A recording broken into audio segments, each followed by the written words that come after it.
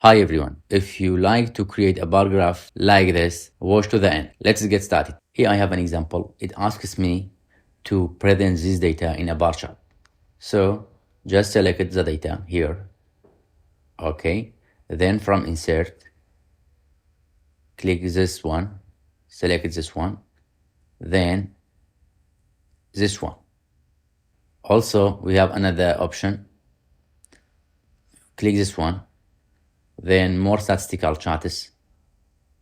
Here select the column. You can select this one, or if you can go with this one if you like more colors. For example, I selected this one. Okay, good. Your bar chart is not perfect until you give title for each axis, this one and this one. So from here, add axis titles.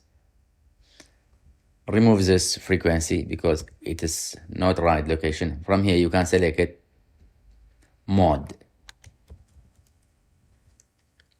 Here, students number or frequency.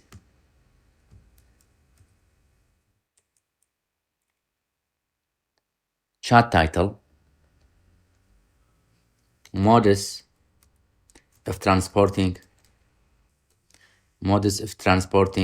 students. Now our bar chart is perfect. Have a nice day.